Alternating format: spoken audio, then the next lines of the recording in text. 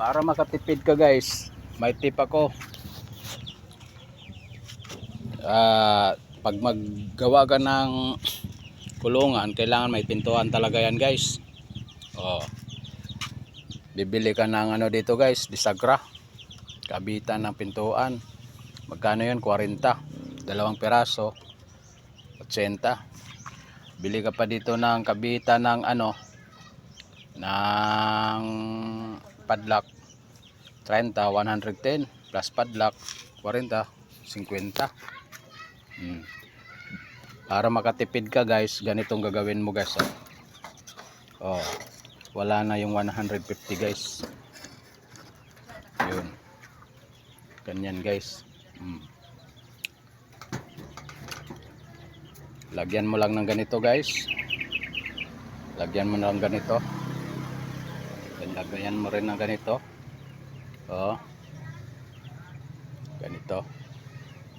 Dito. Saka lagyan mo ng awang. May awang yan guys. Para pag siksik, baka ano, dediretso. Yan. Yun.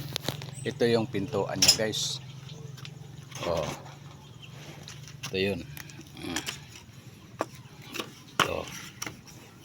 Ganyan paggawa. Yan. Yan. Ito. Yun. Ganitong paggawa guys ng pintuan ng manok. Ito yung hawakan niya.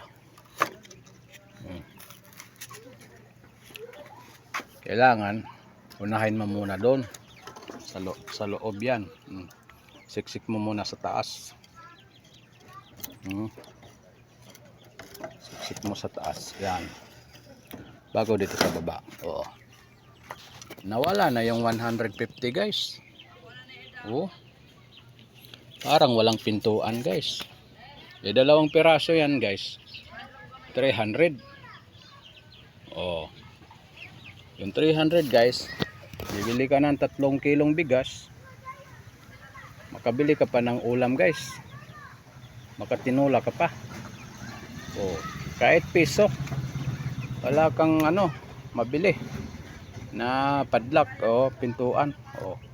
Matibay pa yan guys. Tibay. Okay, yun ang mga diskarte guys para ano, makakatipid. Kailangan may diskarte ka guys. Kasi hindi kailangan din maggawa ka ng pintuan ng kulungan ng manok guys, yung distance ganito, makapasok lang ito.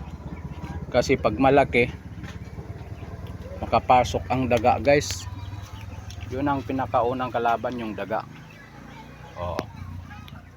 Kaya makasave ka ganitong diskarte guys. Pag open, angat, baba, open na yan. Pag sira, pasok. Okay, pati subscribe naman guys, like.